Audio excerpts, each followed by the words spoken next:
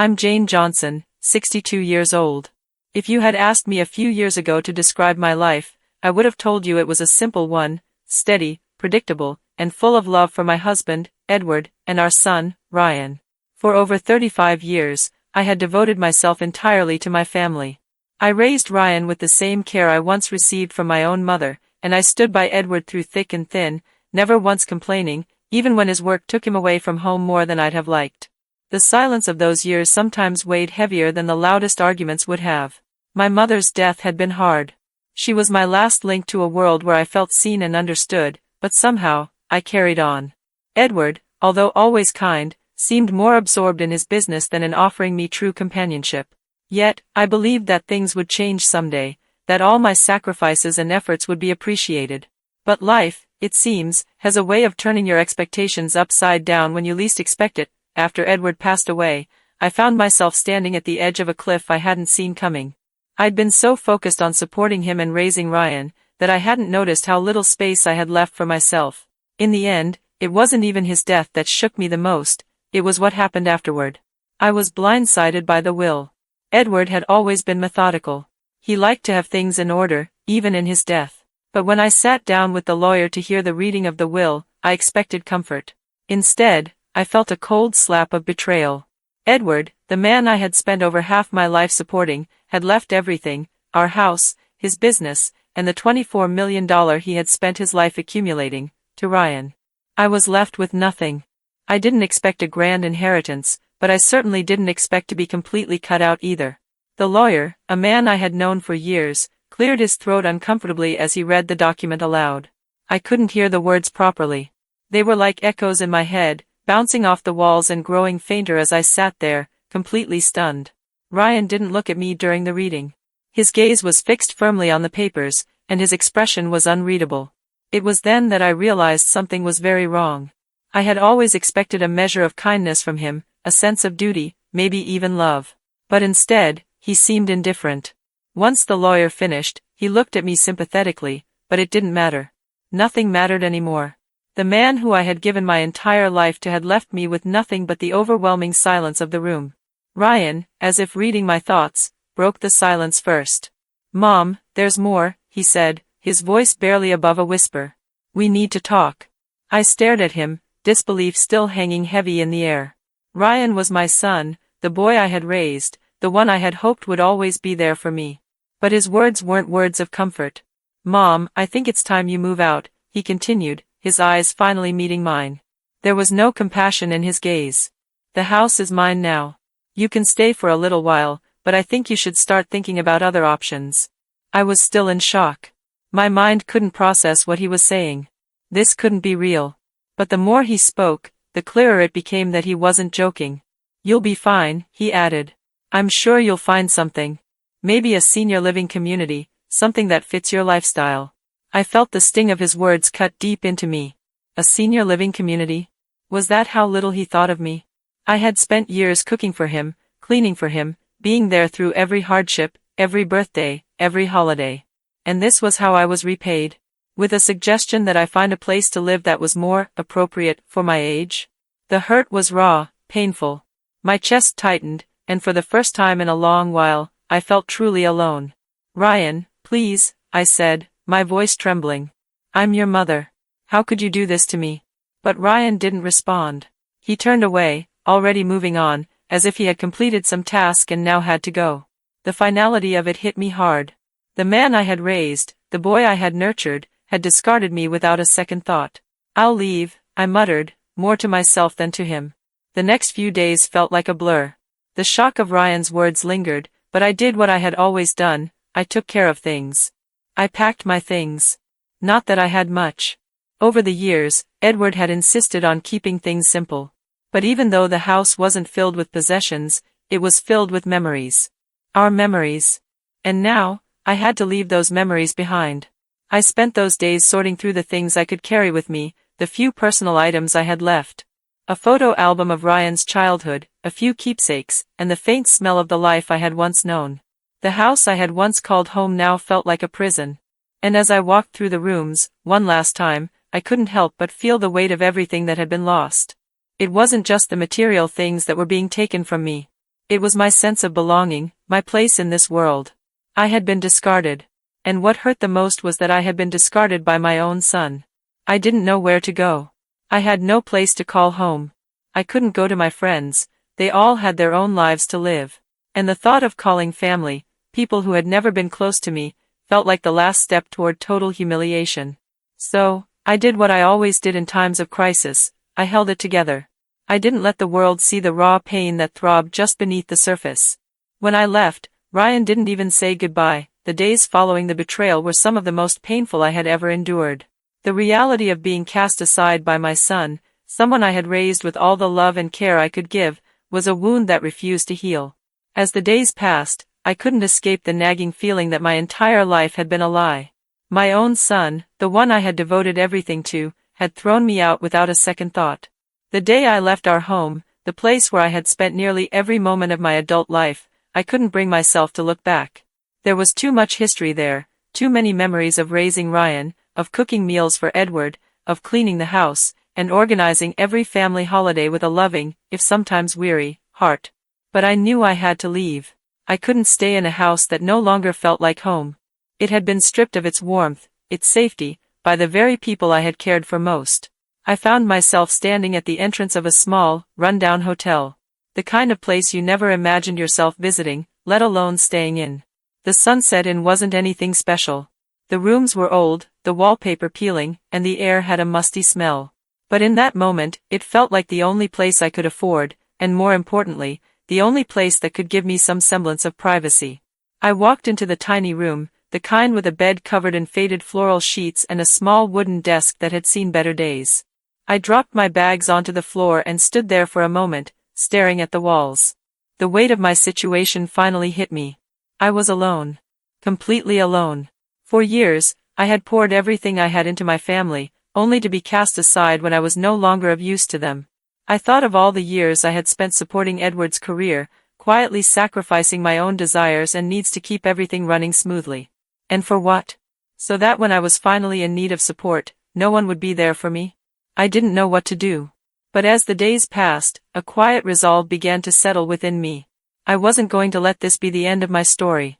No matter how painful, no matter how humiliating, I refused to let Ryan's actions define the rest of my life. This wasn't how it would end for me. The first thing I did was contact a lawyer. I didn't know exactly how much I could challenge, or if there was any chance of reclaiming what I had lost, but I knew I had to try. I had to do something. My mind raced as I scrolled through my phone's contact list. I didn't know who I could rely on anymore.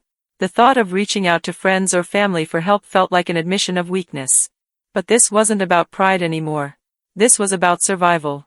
I found Claire's office after a few days of searching. She was a woman in her 40s, with a no-nonsense attitude and a clear sense of purpose. She greeted me warmly, as if I were an old friend, and for the first time since Edward's death, I felt like someone cared about what happened to me.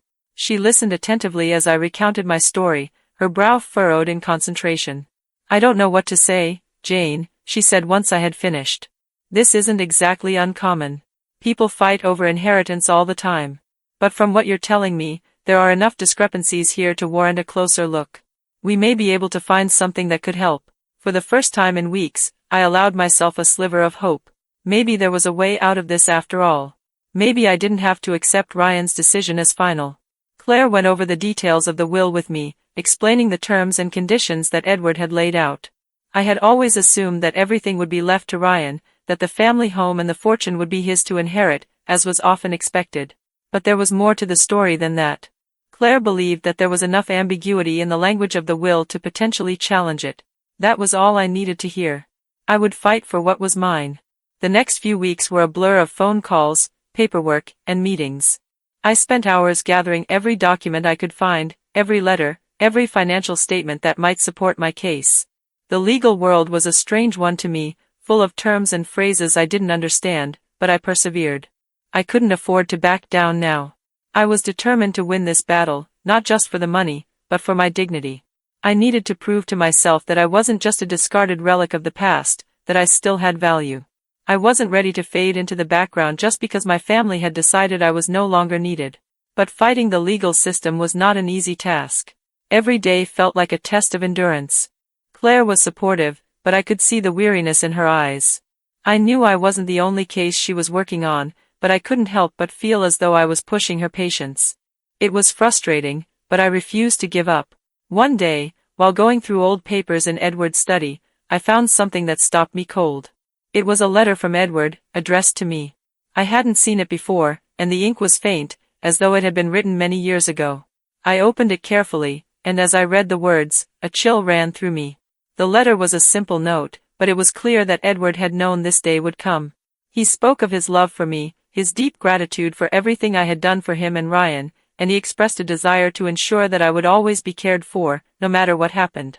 That letter was the key I had been waiting for. I knew, deep down, that Edward had never intended for me to be left with nothing. This wasn't just about money, it was about what he had always promised me: security, love, and respect. And Ryan's actions went against everything Edward had stood for. I took that letter to Claire the next day. She read it, and then looked up at me, a mixture of surprise and approval in her eyes. "This changes things," she said. "This letter is powerful. It shows Edward's intentions clearly. It might be enough to sway the court in your favor." That day, something shifted within me. For the first time since Edward's death, I felt empowered. I wasn't just the woman who had been cast aside. I was someone who was fighting for her rights. And I wasn't going to stop until I had what I deserved. In the meantime, I needed to focus on myself. I had spent so many years focusing on everyone else's needs that I had forgotten about my own. It was time to rediscover what made me happy, to rebuild my life from the ground up. I enrolled in a financial literacy course, determined to understand the inheritance and how to manage it. The more I learned, the more confident I became. I wasn't just going to sit back and wait for Ryan to decide my fate. I was going to take control of my future. It wasn't easy. At times, I felt overwhelmed by the sheer amount of information I had to process. But I kept pushing forward. I wasn't going to let fear stop me. I wasn't going to let the past define me. One day, as I sat in my small hotel room, flipping through my financial course materials, I realized something. I had spent so many years looking to others for validation, for approval, for love. But now, I was learning to find all of that within myself. I was starting to see myself as more than just a mother, more than just a wife. I was Jane Johnson, a woman with her own strengths, her own goals, and her own path to follow. It was time for me to live for myself. As the weeks turned into months, I felt the layers of the past slowly peeling away, revealing a version of myself that I had forgotten existed. The legal battle over Edward's estate was still ongoing, and though I had made progress, it was a long, drawn-out process. I wasn't naive enough to think I could win everything back. Ryan held the cards, the house, the business, the money. But I had something that he didn't: resilience. And with every passing day, I became more determined to fight not just for what was rightfully mine, but for the person I was becoming. The stress of the legal process was relentless, but I found myself more focused than ever. Claire had been instrumental, guiding me through the maze of paperwork, legal jargon, and strategy. I spent hours poring over the details of Edward's will, sometimes feeling as though I were digging through a tombstone, uncovering the words that had been carved into my fate. But no matter how difficult it became, I refused to back down. Edward had worked hard for everything he had, for his business, for the life we had built, and for the family we had been. In his eyes, I had always been an equal partner. The fact that Ryan had claimed everything, leaving me nothing, was a betrayal I couldn't accept. I continued to build my life outside the courtroom, where my fight for justice wasn't the only thing consuming my thoughts. As I immersed myself deeper in the world of art, painting became a form of therapy.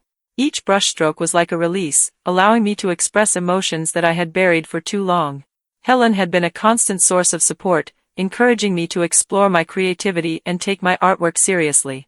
I had never thought of myself as an artist, but the more I painted, the more I realized that creating art was the most genuine way I could express myself. The vulnerability I had felt for so many years, the feelings of inadequacy, of being unseen, began to translate into the colors on my canvas.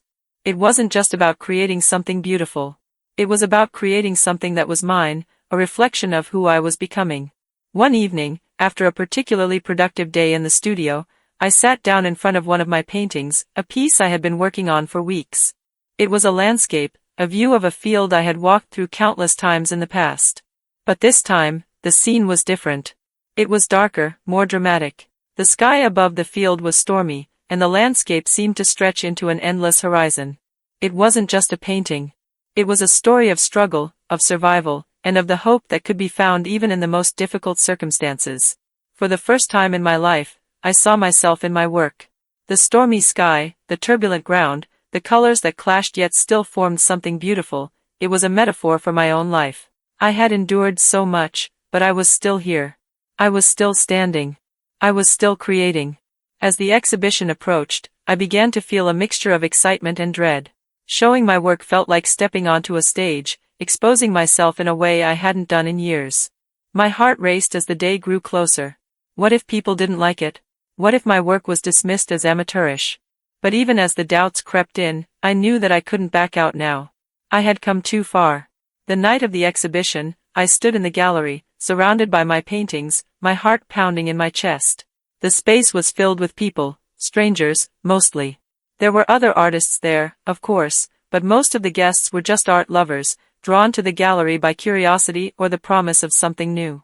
I had never felt so exposed in my life. But at the same time, there was something liberating about it. For the first time, I wasn't just Jane, the wife, the mother, the obedient daughter-in-law. I was Jane, the artist. The woman who had fought for her place in the world, who had survived betrayal, loss, and heartbreak. Helen found me in the crowd, her face lighting up when she saw me. "You did it," she exclaimed, her eyes shining with pride. "Look at all these people. They're drawn to your work. You've done something amazing." I smiled, feeling a rush of warmth in my chest. "I never thought I could do this," I admitted, my voice barely a whisper. "You were always capable of this," Helen said. "You just needed to see it for yourself." The night passed in a blur. People came and went, admiring the paintings, discussing the techniques, and offering their thoughts. For the most part, I stayed in the background, quietly observing, allowing myself to soak in the moment. I had done it. I had shared my work with the world. And no matter what anyone thought of it, it was mine. When the exhibition came to a close, I found myself standing by the entrance, talking to a few fellow artists. I didn't expect it, but someone approached me with an offer. A local art dealer, someone I had never met before, expressed interest in representing me. They wanted to help sell my paintings, showcase my work in other galleries, and help me build a career as an artist. At first, I couldn't believe it. Me, a woman who had spent decades in the background, who had never once thought of herself as talented enough to be an artist. But here was this opportunity, this unexpected chance to do something for myself. I didn't hesitate. I agreed to work with the dealer, not because I was sure of where it would lead, but because for once, I wasn't going to second-guess myself. I had already taken control of my life in so many ways. This was just the next step. But as my confidence in my art grew, so did the attempts from Ryan to re-enter my life. At first, I was hesitant to even acknowledge his messages. They came in waves, texts, emails, phone calls, each one more apologetic than the last. But despite my initial hesitation, I could see that Ryan was beginning to realize the weight of what he had done. He was asking for forgiveness, for a chance to rebuild our relationship. And though the idea of reconciling with him tugged at my heart, I couldn't ignore the truth. I had changed. I wasn't the woman who would drop everything to please him anymore. I wasn't the woman who would put my needs aside to accommodate his. I had learned, through all the pain, that I was worth more than that. One evening, I received a call from him. His voice was different this time, softer, more sincere. "Mom, I know I hurt you," he began, his words heavy with regret. "I can't take back what I did, but I want to make it right. Please, I'm sorry. Can we talk? Can we try to rebuild?" I let his words hang in the air for a moment before responding. "Ryan," I said, my voice steady, "I've spent my entire life trying to be what you and your father wanted me to be. I put my dreams aside, my desires aside, for you. But now, I'm not going to live my life for anyone else anymore. I'm living for me. And I can't go back to the way things were." There was a long silence on the other end of the line before he spoke again. "I understand," he said quietly. "I was wrong, Mom. And I'm sorry. But I don't know how to make it right." "You can't," I replied. "But I'm not looking for an apology. What I'm looking for is respect. And right now, I have to focus on myself. I hope one day you'll understand that." I hung up the phone and let out a long breath. It wasn't the reconciliation I had hoped for, but it was the closure I needed. I had let go of the past. And with that, I was finally free. As the months passed, I found myself living in a new rhythm, one where I was learning to navigate a world I hadn't truly known existed. The legal battle over Edward's estate continued to grind forward, but it was no longer the overwhelming force in my life. It was still important to me, of course. I wasn't going to let Ryan have everything without a fight. But my perspective had shifted. I realized that I had been devoting all of my energy to fighting for something that had already slipped through my fingers. What mattered now was how I spent my time, how I lived the life I had left. The past had been painful, filled with betrayals I couldn't undo, but the future was a blank canvas, a place where I could finally paint the picture of my life the way I wanted it to be. I had spent years as Edward's wife and Ryan's mother, always in the background, always waiting for someone else to need me. But now, I didn't have to wait for anyone's approval or permission. I could create my own path. And that path, I knew, involved more than just fighting over what was left behind. It involved creating something new. Painting had become my sanctuary. Every brushstroke was an act of defiance against the life I had once lived. It wasn't about seeking validation anymore. It was about reclaiming something that had been lost for far too long, my own voice, my own identity. I spent more and more time in front of the canvas, not caring if the paintings were good by some external standard, but rather focusing on the act of creating itself. My paintings weren't just representations of my feelings, they were reflections of my journey, the internal battles, the quiet victories. The more I painted, the more I realized how much I had been holding back all these years. The way I had kept my emotions bottled up, the way I had suppressed my true desires in favor of others. I hadn't just been hiding my art, I had been hiding myself. The canvas became my outlet, my way of letting go of the shame, the anger, and the loss. But it was also my way of embracing the future. Helen, my teacher, had always encouraged me to step outside my comfort zone, to create without fear of judgment. But it wasn't until one of our classes that I truly understood the weight of her words. We were discussing the emotional depth in art when she said something that stuck with me: art doesn't have to be pretty. It has to be true.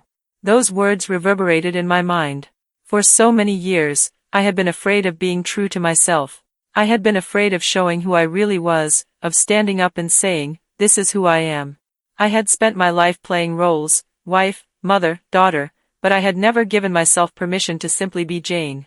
Now, with each painting, I was learning to give myself that permission. I was giving myself the freedom to be messy, to be imperfect, and to embrace the chaos that had always surrounded me.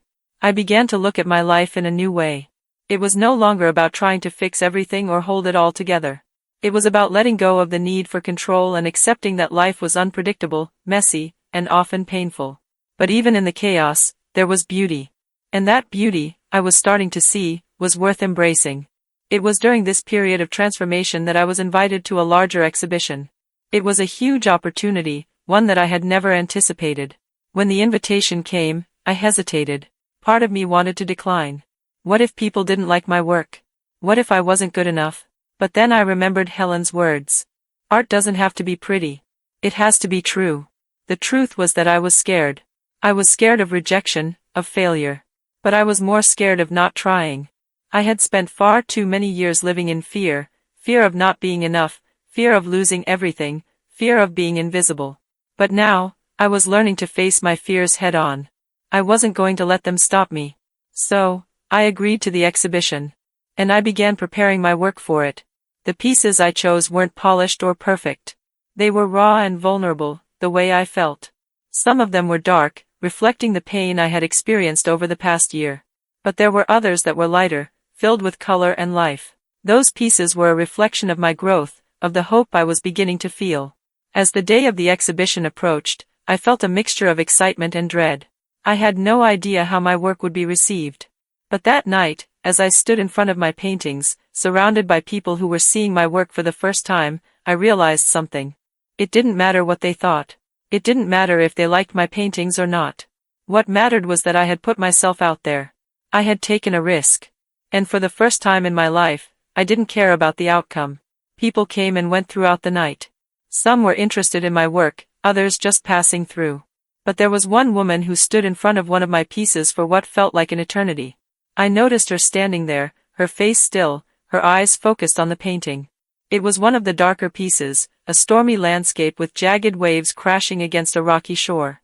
I had painted it in a moment of grief, trying to express the tumultuous emotions I had felt after Edward's death. The woman finally turned to me, and her eyes were filled with something I couldn't quite place. "This painting," she said quietly, "it speaks to me. It feels like a storm I've been through myself."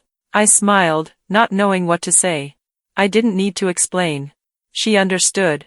My work had connected with her on a deeper level, and that was enough. That was the point of it all, to share my truth with others and allow them to see themselves in it. By the end of the night, I was exhausted but exhilarated. I had shared a piece of myself with the world, and it felt empowering. It wasn't about selling paintings or becoming a successful artist. It was about being seen, being heard, and standing tall in my own truth. That night, I received a message from Ryan. It wasn't the first time he had reached out, but this time, it felt different. His words were apologetic, filled with regret. He wanted to meet, to talk. At first, I felt a flicker of hesitation. Should I meet him? Was I ready to face him after everything he had done? I had to be honest with myself. I was still hurt, still angry. But I had come a long way since he had first betrayed me. I had learned that forgiveness didn't mean reconciliation. Forgiveness didn't mean going back to the way things were. It meant releasing the hold that anger had over me. I didn't respond right away. I took my time. I wasn't going to make the same mistake of rushing into something just to please someone else. This was my life now. I got to choose. Finally, after much thought, I sent a simple message back. "I'm not ready to talk yet, Ryan. But when I am, I'll let you know." The response came quickly. "I understand. I just wanted you to know I'm sorry." And that was it. For the first time in a long while, I felt peace. Not because I had forgiven him, but because I had taken control. I had set a boundary, and I wasn't going to apologize for it. The days following Ryan's visit passed in a haze of reflection. His apology, though heartfelt, felt like a ripple in the waters of my new life. It wasn't as if the pain he had caused was gone, but there was a weight lifted off my shoulders. I wasn't looking for his forgiveness. I didn't need him to validate me anymore. But what I had hoped for, that sense of closure, was finally within reach. What happened next surprised me. Even as I stood firm in my decision not to fall back into old patterns of enabling and sacrificing for the sake of others, a part of me realized that I couldn't simply erase him from my life. I wasn't sure what kind of relationship we could have now, but I knew I had to find some way to navigate this strange new dynamic. I was no longer just his mother. I was a woman who had taken control of her own future. With time, I realized that my son wasn't the only relationship I needed to rebuild. The more I thought about it, the more I understood that my entire life had been about focusing on others, keeping the family running, supporting Edward's ambitions, and managing Ryan's needs.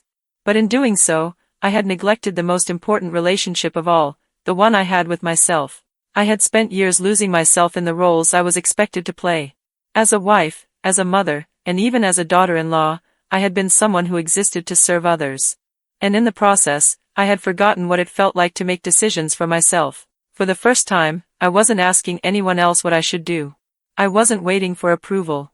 I was learning to trust myself. I remember the day I sat in my new apartment, gazing out of the window at the city below. The sun was setting, casting a soft golden hue across the horizon.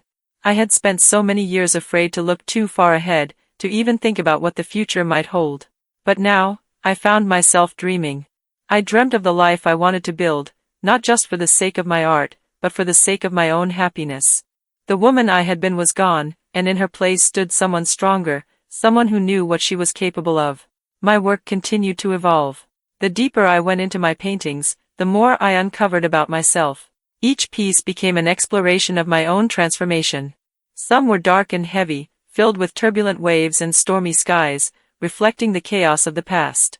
But others were lighter, brighter, infused with color and hope. They were a reflection of the woman I was becoming, one who had learned to find beauty even in the darkest moments. Helen, my art teacher, remained a key part of my life, guiding me through both my artistic journey and my personal one. She was the first person who truly saw me for who I was. When I first started painting, I thought it would just be a hobby, something to pass the time and distract me from the grief. But over time, I came to understand that it was much more than that. It was a way for me to rediscover myself. Helen had always been the one to push me beyond my limits. She challenged me to take risks with my art, to stop trying to control every aspect of it, and to let the process be messy. Let it be ugly, she would say, because that's when the magic happens. At first, I struggled with that idea. I had spent my entire life trying to make things perfect, trying to ensure that everything I did met the highest standards. But when I embraced imperfection, when I allowed myself to create without judgment, something incredible happened. My art began to take on a life of its own. The fear of failure, the fear of not being enough, started to fade away. In one of our sessions, Helen told me something that resonated deeply. Art isn't just about technique. It's about being vulnerable, being willing to expose yourself to the world. When you paint, you're not just creating an image, you're sharing a part of your soul. Those words stuck with me, and as I painted, I realized how much I had been holding back in my own life. I had been afraid to show the world who I really was. I had spent so many years hiding my true self behind the roles I played, behind the masks I wore. But as I let go of my need for perfection in my art, I began to let go of the need for perfection in my life. I spent more time focusing on my work, taking on larger projects and meeting with more galleries. The connections I was making felt genuine, and I started to see the fruits of my labor, not just in terms of recognition, but in the way my life was shifting. It wasn't easy, and there were moments when I doubted myself, when I wondered if I was doing the right thing. But I had learned to trust the process. I had learned that, no matter how uncertain the future felt, I was capable of navigating it on my own terms. And then came the moment I had been waiting for. A prestigious gallery in the city invited me to showcase my work in a solo exhibition. It was the opportunity of a lifetime, and I couldn't believe it when I received the invitation. I had spent years dreaming of this, of having my art seen and appreciated by a larger audience. But even more than that, I had spent years dreaming of finding my own place in the world. And now, it was happening. The exhibition preparation was both exhilarating and nerve-wracking. I poured my heart and soul into every piece, trying to capture not just the beauty I saw around me, but the rawness of my journey. The ups and downs, the moments of doubt, the breakthroughs. Everything that had brought me to this point. As the opening night approached, I found myself filled with a sense of anticipation. But this time, it was different.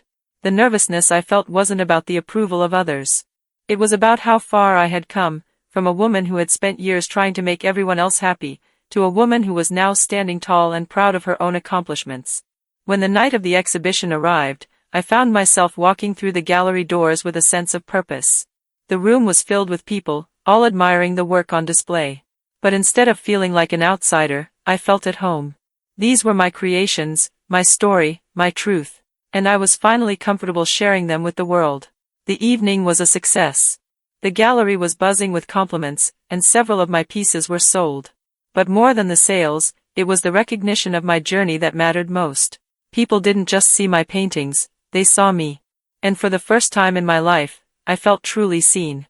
Helen was there, of course, and when the evening ended, she pulled me aside. "You did it," she said, her eyes gleaming with pride. "You've come so far. This is just the beginning." I smiled, feeling a deep sense of gratitude for everything she had taught me. But I also knew that this was only the beginning for me. There was still so much more to explore, so much more to discover. The future was no longer a place of fear and uncertainty. It was a canvas, waiting to be filled with new experiences, new challenges, and new triumphs. As I stood there, taking in the success of the evening, I realized that I wasn't just a woman who had survived. I was a woman who had rebuilt herself. I wasn't just the mother, the wife, the widow. I was Jane, a woman who had fought for her own happiness and was now living the life she had always deserved. The days that followed the phone call from Claire were filled with an odd mixture of anticipation and anxiety. The legal battle had entered a new phase, one that promised to be far more complicated than I had ever imagined. As much as I wanted to focus on my art, on the new life I had carefully constructed for myself, the looming possibility of challenging Edward's will was too consuming to ignore. The more I learned about the legal intricacies of the case, the more I realized how deep the betrayal went. Ryan's actions, as much as they hurt, weren't just personal betrayals. They were legal manipulations. By subtly influencing the will, he had managed to secure control over everything, the house, the business, the fortune, all at the expense of his mother. I had lived through the decades of trying to support him, of thinking he would be the one to have my back when I needed him most. But instead, he had used me for his gain. As the case progressed, I became increasingly involved in the details. Claire had begun her deep dive into the financial records, the business dealings Edward had been involved in, and the circumstances surrounding the creation of the will. I didn't have much experience in the legal world, but I found myself learning quickly. Every email, every contract, every tiny discrepancy became important. For the first time in my life, I had a purpose that didn't rely on someone else's expectations. But even as I threw myself into the case, the shadows of my past crept in, reminding me that it wasn't just the money I was fighting for. It was a chance to reclaim the narrative of my own life. When Edward passed away, I had lost much more than my husband. I had lost my sense of purpose. I had been so focused on supporting him, on being the perfect wife, that I had forgotten who I was beneath all of that. I had forgotten that I had dreams, desires, and ambitions of my own. I had spent decades building a life for others, but now, I was building one for myself. One afternoon, as I was sitting at my desk going over more legal papers, I paused for a moment to take a breath. The weight of everything was starting to settle on me, and for the first time, I allowed myself to feel the exhaustion. I had been so focused on making things work, on proving I could stand on my own, that I hadn't stopped to acknowledge the toll it was taking. I had been fighting not just for the estate but for my dignity, my peace of mind. I had fought through the shock of Edward's death, the betrayal by Ryan, and the overwhelming sense of abandonment. But through it all, I had learned something valuable. I wasn't alone anymore. I had made new connections, new friends who saw me for who I truly was, not just as a wife or mother. My art had become my therapy, my refuge, my way of expressing the pain I had carried for so long. It had allowed me to reclaim parts of myself that I thought I had lost forever. And in that process, I had discovered a strength I never knew I had. When I wasn't diving into the legal case or working on my art, I found myself revisiting memories of Edward. The house we had shared, the quiet evenings when we would sit together after a long day, the holidays filled with laughter. There was a part of me that still missed him, still mourned the life we had built. But even as I grieved, I recognized that I had to let go. The life we had shared was over. And the person I had become, the person I was still becoming, couldn't remain anchored in the past. The process of moving forward wasn't easy. There were days when the weight of everything felt unbearable, when the memories would flood in, and I would find myself wondering if it had all been worth it. The loneliness, the pain, the years spent giving everything to others only to be discarded when I needed someone the most. But even in those moments, I held on to something deeper, the knowledge that I had survived. And not only had I survived, but I had begun to thrive. It wasn't about money or material wealth. It was about reclaiming my own voice, my own sense of worth. It was about rediscovering my passions, my dreams, and the woman I had been before I lost sight of myself. As the weeks went by, I found myself making decisions that reflected this new perspective. I decided to take a few weeks off from the legal case, to focus entirely on my art. It was a risky decision, but I felt it was important. I had spent so much time focused on the future, on what I could gain, that I hadn't spent enough time nurturing my own creative soul. I knew I needed to find balance. And for me, balance meant allowing myself to live in the moment, to create without the pressure of the past weighing on me. During this time, I started working on a new series of paintings, ones that felt even more personal than the ones I had shown at the exhibition. These new pieces were abstract, filled with color and texture that conveyed the complexity of my emotions. I wanted to capture not just the grief and pain, but also the hope, the resilience, and the beauty that could arise from even the darkest of moments. These paintings were a reflection of everything I had been through and everything I had yet to discover. The more I painted, the more I realized how much I had changed. The woman who had once been consumed by her role as a wife and mother was now someone entirely different. I was no longer defined by what I did for others. I was defined by who I was for myself.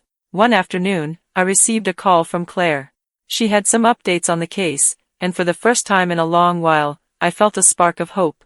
We had uncovered more discrepancies in the will, more evidence that Ryan had been manipulating things behind the scenes. This wasn't just a matter of me fighting for what was mine. This was a fight for justice. And for the first time in years, I felt the power of the legal system on my side.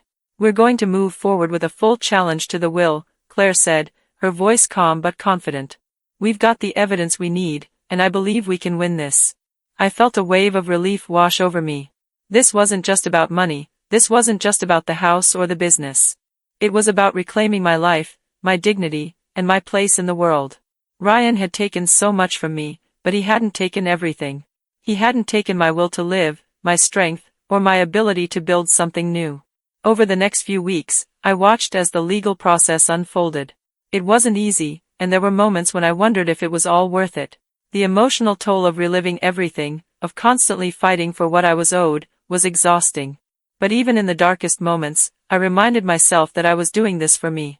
The case came to a head when we finally reached a settlement. Ryan, faced with mounting evidence, agreed to a compromise that would allow me to claim a portion of the estate. It wasn't everything, but it was something. And more importantly, it was a victory. Not just for the money, but for the principle. Ryan's apology, though sincere, wasn't enough to undo the damage he had caused. The trust had been broken. But as I walked away from that final settlement, I felt a deep sense of peace. I had done what I set out to do. I had fought for what was mine, not just financially, but emotionally. And in the end, it wasn't the settlement that mattered most. It was the realization that I had reclaimed my life. I had rebuilt myself from the ground up, and no one, not even Ryan, could take that from me. As the weeks turned into months after the legal settlement, I couldn't help but reflect on how far I had come. The victory, though important, had been more than just a financial win. It had symbolized the end of a chapter of my life, a chapter in which I had lived for others, constantly putting their needs and desires above my own. But now, I had learned to live for myself. I had built something entirely new, something that belonged to me, not to the labels or roles that had once defined me. And yet, even as I embraced my newfound independence, I couldn't shake the feeling that something was still incomplete. The pieces of my life were coming together, yes, but there was still a sense of uncertainty lingering in the air. I knew I had to keep moving forward, but sometimes, I found myself caught in the weight of it all. The legal battle, though over, had left its scars. While the financial settlement had provided some security, it didn't erase the emotional damage I had suffered. The betrayal I had felt from Ryan, the years of silence and neglect from Edward, had left deep marks on my soul. But through the process of rebuilding my life, I had learned that healing wasn't an end point. It was a journey, one that I would continue to walk for as long as I lived. I spent the first few months after the settlement focusing on my art. Every brushstroke, every color I mixed, became a form of therapy.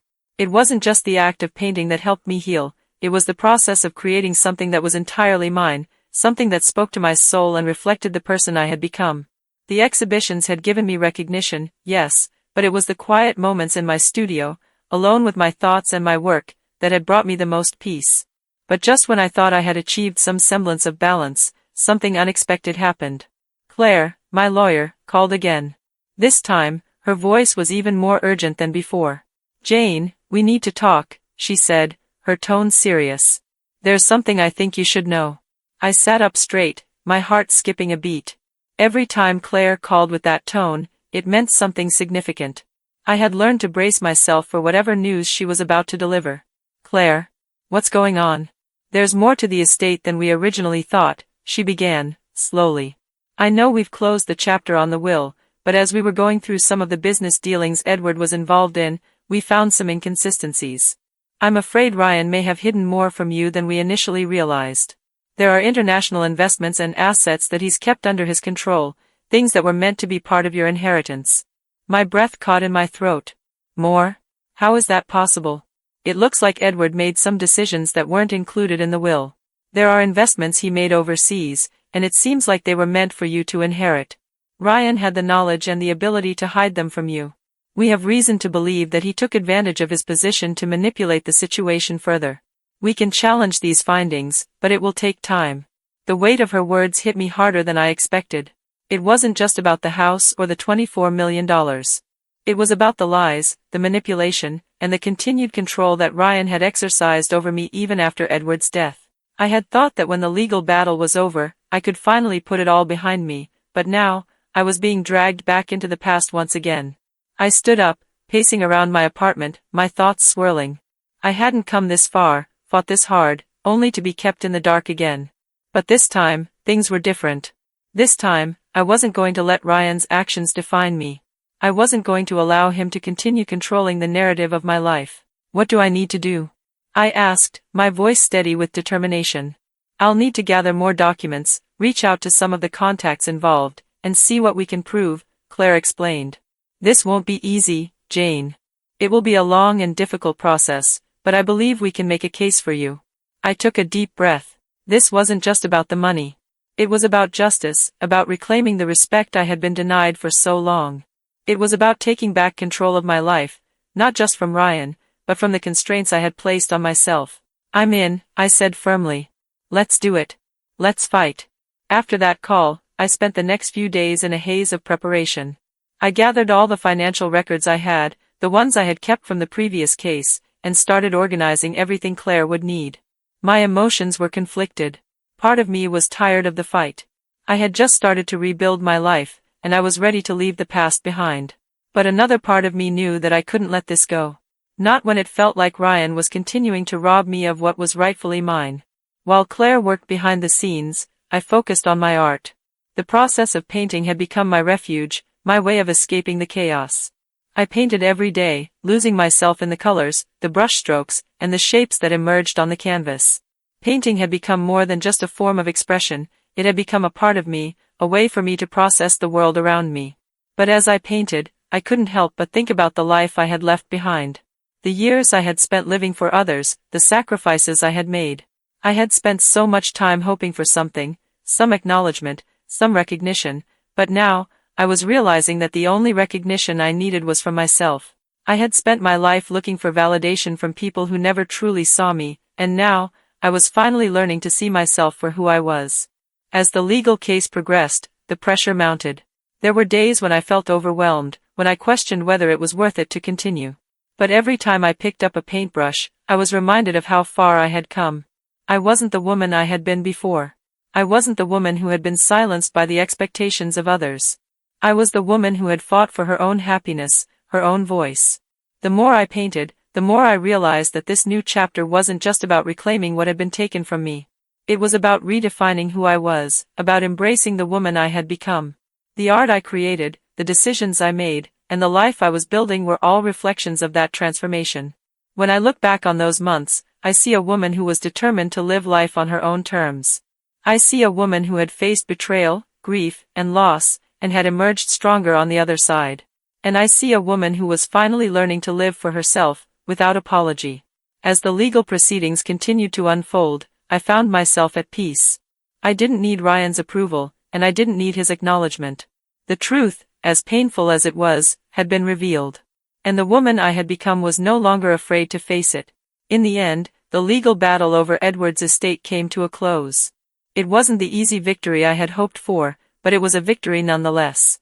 Ryan was forced to hand over a portion of the overseas assets, and though it wasn't the entire fortune, it was enough. Enough to remind me that I was deserving of what was mine. But more than that, it was enough to remind me that I was capable of standing on my own, of creating a life that belonged to me. And that was worth more than any inheritance. The weeks following the settlement were a time of quiet reflection and deep contemplation. On the surface, everything appeared calm, the legal matters were largely behind me, the financial issues were settled, and I was living in the apartment that I had slowly made into my own sanctuary. But beneath it all, there was still a growing sense of tension. The pieces of my life were slowly falling into place, but there was still the lingering shadow of the past hanging over me. It wasn't just about the money anymore. It wasn't about the house or the business or the $24 million. What mattered most to me now was the realization that I had lived my entire life for others, for Edward, for Ryan, for family. I had devoted years of my life to making sure others were happy, to making sure the family was well kept and running smoothly. But in the process, I had lost myself. And now, as I stood in the middle of this new life I had carved out, I realized something incredibly important. I didn't need anyone's approval to live my life. I was capable of standing on my own 2 feet, of finding my own happiness without anyone else's validation. I had found myself in art. The act of painting became a form of therapy, a way to express emotions I had buried for far too long. Each stroke of the brush was a release, a step toward healing. The emotional weight of betrayal, the years of neglect and silence, all came out in the colors and shapes I painted. The first few months had been about self-discovery, and now, as my work evolved, I realized I was finally embracing who I truly was. But even as my art brought me closer to understanding myself, there was still something inside of me that wasn't quite satisfied. I had fought so hard to regain my autonomy, to reclaim what was mine, and yet there were still parts of my past I wasn't ready to leave behind. Ryan's betrayal, Edward's silence, they still haunted me. The scars were there, even though I had learned to live with them. I couldn't help but wonder about the relationships I had left behind. I had cut off contact with Ryan, but part of me still wanted things to be different. I had hoped for so long that he would come around, that he would see the error of his ways and recognize how much he had hurt me. But the truth was, I had come to realize that I couldn't wait for that to happen. I couldn't wait for him to apologize. I couldn't wait for closure that might never come. What mattered now was how I chose to move forward. I had already rebuilt my life. And no matter how much I missed the bond one once had with my son, I knew I couldn't go back to the way things were. Ryan's attempts to reach me became less frequent, but they never really stopped. Each text message, each email, each call was like a reminder of the family I had once known, a family that had now turned its back on me. I couldn't help but feel that twinge of hope every time I saw his name pop up on my phone. But each time, I resisted the urge to answer. I wasn't ready. I didn't know if I ever would be. I had learned to build my own boundaries, to protect the life I had worked so hard to create. And part of that meant not allowing Ryan to continue to hurt me. One day, as I was standing in front of my easel, working on a new painting, the phone rang. I glanced at it and saw that it was Ryan. I took a deep breath, hesitating for a moment. I wasn't sure why, but this time, I decided to pick up. "Mom," his voice came through, sounding small and almost apologetic. "I've been thinking a lot about what happened, and I just wanted to say I'm sorry. I know I've hurt you, and I don't know if I can make it right, but I just want you to know that I regret what I did." I stood there for a long time, the phone pressed to my ear, trying to figure out how to respond. Part of me wanted to cry, wanted to scream at him for everything he had done, for all the years of pain and betrayal. But another part of me knew that this wasn't about him anymore. This was about me, and the life I had rebuilt. I had been waiting for this moment for so long, but now that it was here, I didn't know how to feel. "Ryan," I said, my voice steady, "I appreciate your apology. But I need you to understand something. I'm not the same person I was before. I've changed. And I'm not going back to the way things were." He was silent for a moment, and I could hear the weight of that silence. "I understand, Mom," he finally said. "I just wanted you to know that I'm sorry." "I know you are," I said softly, "but I'm not sure where we go from here. I need time. I need space. And I need to focus on myself now." I could hear him sigh, a mixture of relief and regret. "Okay, Mom. I get it. I want you to know that I love you." I closed my eyes for a moment, letting the words sink in. "I love you too, Ryan. But I have to let go of the past." "We both do." When I hung up the phone, I felt a strange sense of peace. It wasn't an answer I had been hoping for, but it was an answer nonetheless. I had learned that healing didn't come from fixing everything, from mending broken relationships that had been fractured beyond repair. Healing came from accepting that the past could never be changed, and that it was time to build a future that reflected who I was now, not who I had once been. That night, I stood in front of my latest painting, a piece I had poured my heart into. It was abstract, a swirl of dark colors mixing with brighter hues, representing the turbulence I had felt in my life and the hope that had emerged from the chaos. As I looked at it, I realized that this painting was more than just a reflection of my emotions. It was a symbol of my growth, my transformation. The darkness had once been all-consuming, but now, it was balanced by the light. And I was learning to embrace both. The next few weeks were filled with a renewed sense of purpose. I continued to paint, allowing my art to be the outlet for everything I had experienced. I also continued to build my relationships with those who truly understood me, people who saw me for who I was and not for the roles I had once played. I was no longer trying to fit into someone else's idea of who I should be. I was living life on my own terms. Ryan's attempts to reconnect continued, but they became more distant, more respectful of the boundaries I had set. I could tell he was trying, but I was no longer willing to sacrifice my own happiness for the sake of his guilt. I had learned to forgive, but that didn't mean I had to allow him back into my life on his terms. And so, I kept moving forward. The journey of rebuilding myself wasn't easy, and it wasn't without its setbacks. But it was mine. I had taken control of my life, my future, and no one, not even my son, could take that from me. Every day, I became more comfortable with the woman I had become. She was strong, independent, and unapologetic. And for the first time in my life, I was living for myself, not for anyone else. As the weeks turned into months and I settled into my new routine, I found myself in a state of quiet contemplation. The echoes of the past still lingered, but they were fading. The betrayal by Ryan, the years of emotional neglect, the years of giving everything to my family without ever expecting anything in return, it all felt like a distant memory, one that had once defined me, but no longer did. I had been stripped of the roles I had played, the wife, the mother, the daughter-in-law, and now, I was left to face the woman I had become. And for the first time in my life, I was okay with that. The legal battle had taught me that I was capable of more than I had ever imagined. I had fought for what was mine, not just in terms of assets and inheritance, but in terms of my own dignity, my own worth. The legal fight against Ryan, against the manipulation and the deceit, had been exhausting, but it had also been empowering. It had shown me that I didn't have to wait for someone else to stand up for me. I could do it myself. And yet, even with the victory behind me, I felt a pull.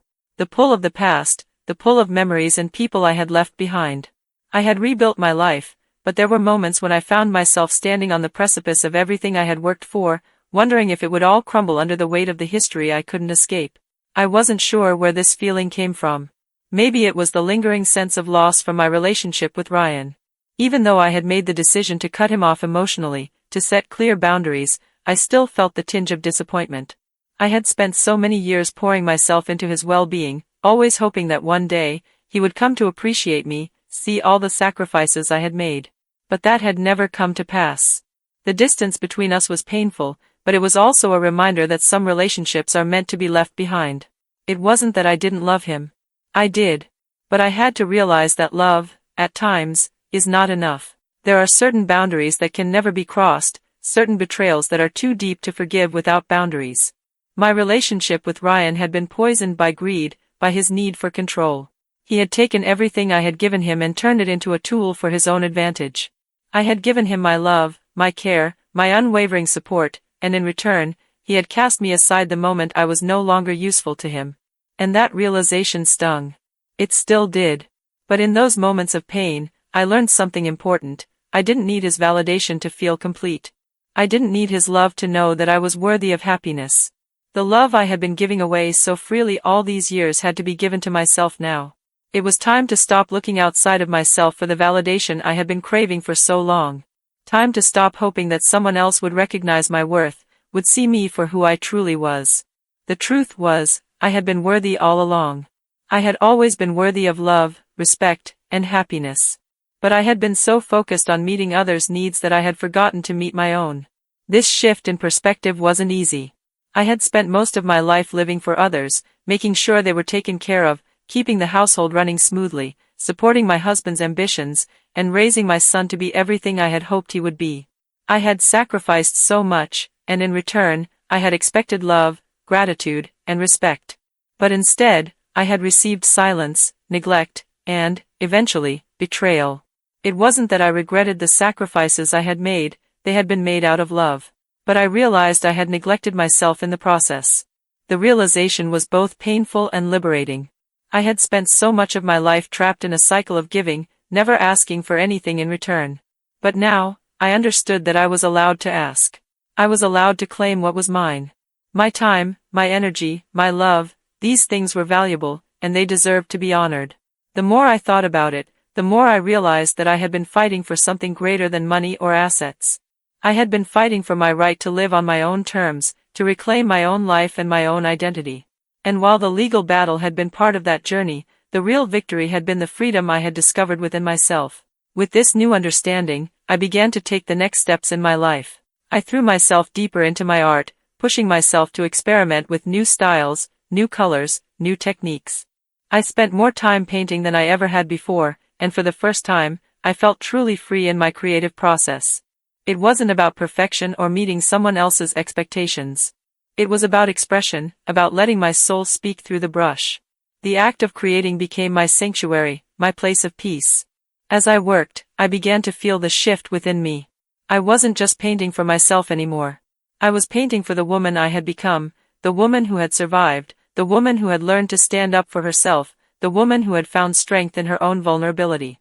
Every piece I created felt like a celebration of that journey. But with this newfound confidence came new challenges. The more I painted, the more I realized that I wasn't just creating art. I was creating a new life. And that new life was filled with possibilities I had never considered before. The more I painted, the more I wondered if I was ready to take things to the next level. Was I ready to show my work to the world, to put myself out there in ways I hadn't before? The answer, I realized, was yes. I wasn't just painting for myself anymore. I was painting to share a part of me with others, to show them the woman I had become, the strength I had discovered, the hope I had reclaimed. My art was my voice, and it was time for that voice to be heard. I contacted a few galleries, showing them my work, sharing my story. It was terrifying. I had never imagined myself as someone who would seek public validation for my work. But this was different. This wasn't about approval. It was about sharing something important. Something personal. Something real. To my surprise, several galleries expressed interest in showcasing my work. It wasn't immediate, it never is. But the fact that I was being taken seriously, that people were seeing the value in what I was creating, filled me with a sense of pride. I wasn't just Jane, the woman who had been overlooked. I was Jane, the artist. I was Jane, the woman who had fought for her right to exist on her own terms. As the months passed, I found myself more and more immersed in my art, more and more confident in my ability to live authentically. I had begun to build a new life, one that was entirely my own, one that reflected the strength and resilience I had found within myself. I wasn't afraid to show up for myself anymore. I wasn't afraid to be seen. Ryan's messages became more sporadic, and eventually, they stopped altogether. There was no closure, no grand reconciliation. But there didn't need to be. I had closed that chapter of my life, and it was time to turn the page. The woman who had been left behind, the woman who had been silenced for so long, was no longer afraid to stand in the light.